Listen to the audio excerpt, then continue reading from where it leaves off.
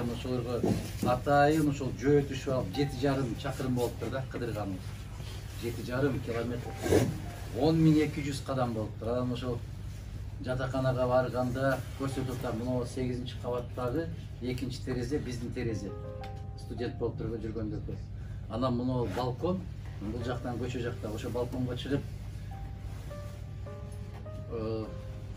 чапанды жамынып алып отурганда бир келгенде жана жолдон келатып Назира сурап атат да, ички дүйнөңүздү кимге айта аласыз дейт да, эч кимге айта албайсыз ички дүйнөңдү. Эч кимге айта албайсыз. Эч ким түшүнбөйт. Атаң менен энең кеткенден кийин эч ким түшүнбөйт. Ошону мен айттым, кагазга айтам деп. Кагазга ыр түрдө айтам деп. Ошондо 87-жылы жазылган экен бул. Көптү көрдүм, сендей жерди көрбөдүм. Көпкө көндүм, бөтөн элге көнбөдүм.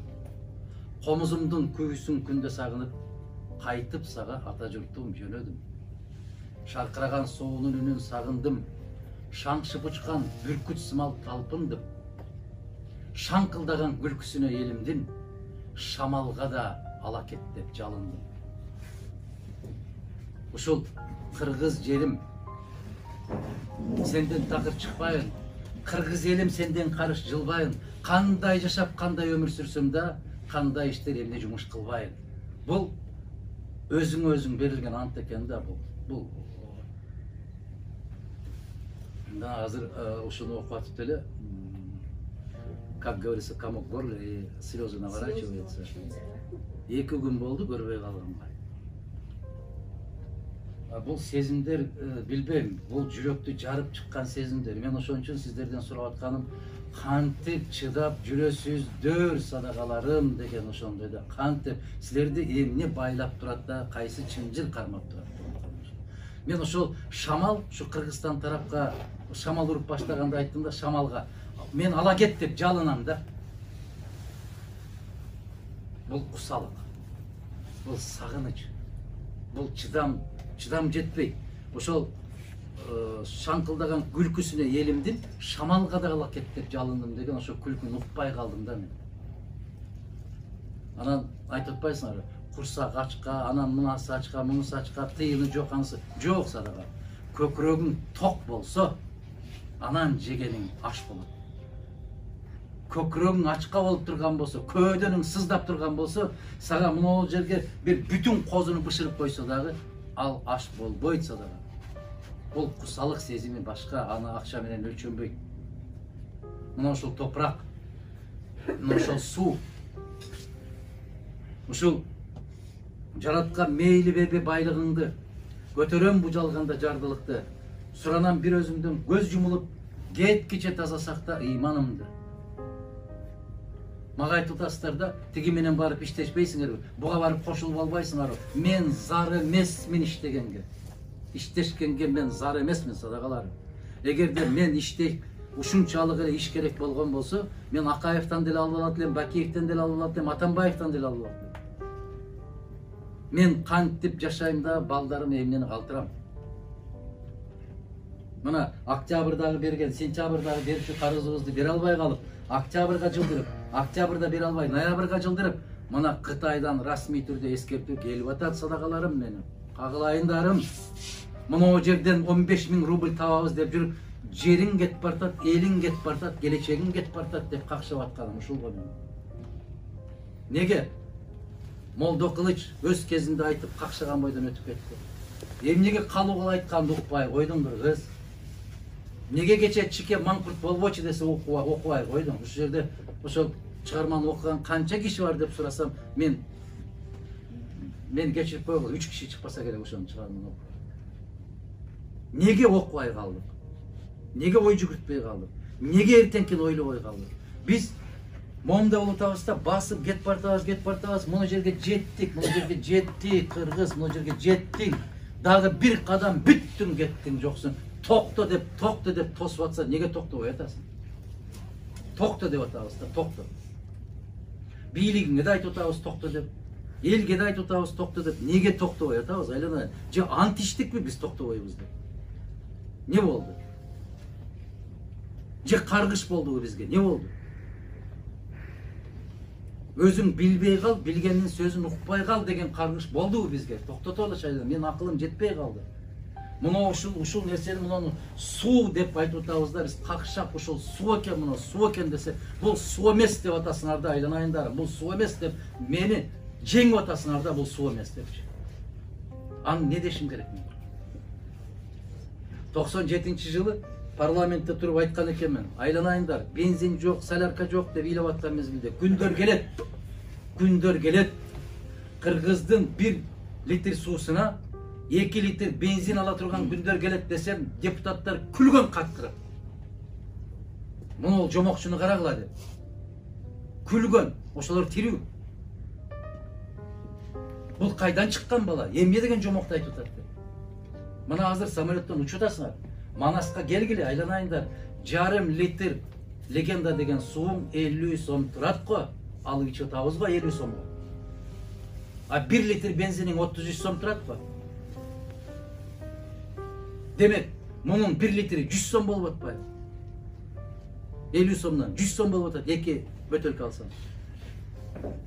А 100 сомго сиз 3 литр бензин коюп атпайсыз. Неге кезинде айтканда түшүнбөйсүң да, ыйлап өткөндө айттым эле да, жүрөгүмдүн тилинбеген жери калбады депчи. Тешилбеген жери калбады, айланай. Дагы эмне кылыш керек? Дагы кантип айтуу керек? Не деп сүйлөө керек? Орусча айтсам түшүнбөсө, кыргызча айтсам түшүнбөсө, эмне кылышым керек? Кантишим керек? Мына эжекеме мен 1000 жолу рахмат айтам. Стоило, чтобы при жизни услышать такие слова, хотя бы вот такие слова услышать. Сизге рахмат эже. Бар болуңуз, аман болуңуз. Мен ар бир жүрөгүмдүн ичиндеги черткен кылдарын сезип турсуз. Сизге терең ыраазычылык билдирем. Аман болуңуз. Пока что ушундай эжекелерибиз бар, ушундай энелерибиз бар. Биздин үмүт өчпөйт. Кудайга алса. Бар болуңуз.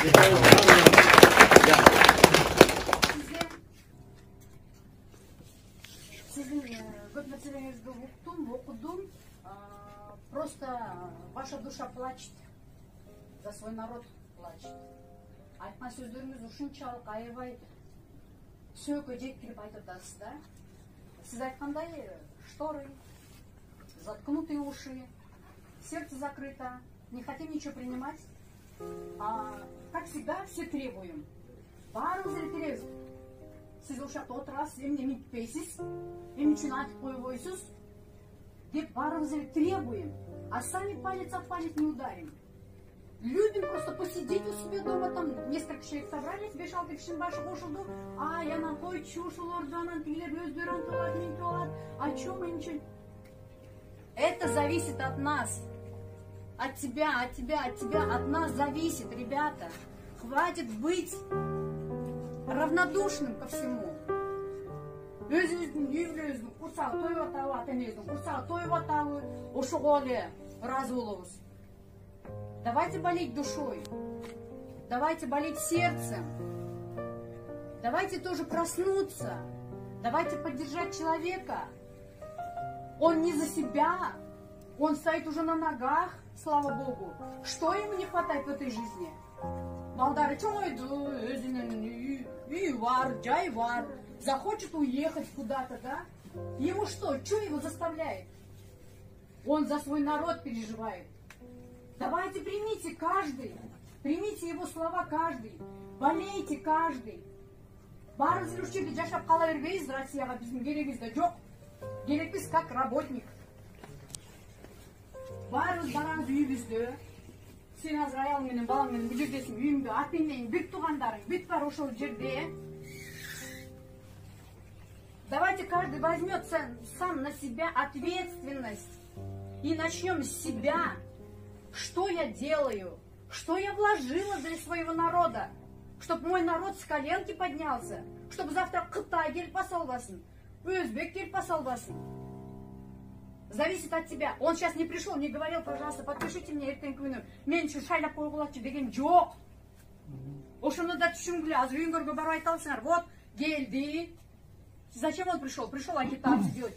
А он не делал агитацию. Каждый по-своему пойдет. Маган акча берет отпай, чё? А он сейчас пришел, чтобы подпись у меня брать. А он этого не говорил. Түшүнгүлө, он сам сказал, приходите, пожалуйста, шайлагла. Маган эмес. Кому у вас душа лежит, ошо кишиге шайлагла. Просто отыр.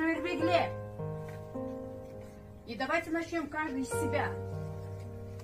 Моя хата с краю, мен бяхта жашатам, Кыргызстан не болсо ошо болсун, да? И потом начинает дома сидеть и обсуждать. Койчу ошонун колунан эмне келмегиле, тилинен эле келет андай-мындай. Тилинен келген кишинин колунан келет. Мен деле айтсам го, мээңде бирдеке болсо, мээңде ойлонуп туруп, анан кийин тилине уруксат берет. Правильно. Молодец. Мээсинде болсо, анан кийин тилине уруксат берет, тили сүйлөйт. Об этом тоже говорит он. Прежде чем задать вопрос, какой-то глупый, тупой вопрос задать, подумай, как это так? Что на это можно ответить? Уместный этот вопрос или неуместный? Мадумаров, сизге чоң рахмат. Сизге чоң рахмат. Я просто низко кланяюсь. Спасибо, что вы болеете душой и сердцем за свой народ. Слава Богу, Кыргызстаның совсем өлүп калыптыр. Кыргызстандын ичинде да ушундай адамдар бар экен. Мен аябай сыймыктанам сиз менен. Неважно, Кыргызстандын президенти болбойсузбу, но у вас вложения очень много там. И она и будет много. Дай Бог, чтобы каждый, который сегодня присутствовал, чтобы баары уксун. Домой придете сегодня, прожевывайте то, что вы слышали, прожевывайте. И думайте, зачем он пришел, свое время, свое здоровье. Понимаете, каждый человек, когда вот так вот высказывает, он же тоже болеет, да? Развалился, а именно берет. Извините меня, пожалуйста, для него это тоже удар большой. И он достойно отвечает на вопрос. Он же не сказал, чыркат, герсеве мага. Он мог бы этого сказать. Он же этого не сказал. Вашим гичу глуп, народ, пожалуйста, баланча, да, там, и на имя еще. Это достойный человек. Это достойный человек. И, пожалуйста, улу дай силай билелик, кичуну кичидай силай билелик.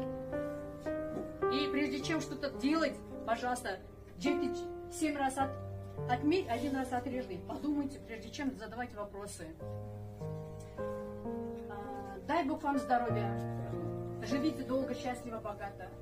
Дай Бог, чтобы наш народ жил. Наш народ думал так же, как и вы. Пусть у нас будет процветание. Конечно, сейчас не только Кыргызстан на колене, сейчас и Россия на колене. Понимаете, это как бы вирусные заболевания. Подтягивают друг друга. И поэтому Кыргызстан — это такой народ, это светлый народ, это жемчужина, Кыргызстан тоже, да? Мы не какой-то там народ непонятный. Мы гордость Кыргызстана. И поэтому, пожалуйста, чтобы наш народ жил в счастье, в здравии, в богатстве, в любви, в уважении. Это зависит от нас с вами, от меня, от тебя. И давайте начнем каждый с себя, пожалуйста. И я вам очень благодарна еще раз, пожалуйста. Спасибо большое. И всем спасибо.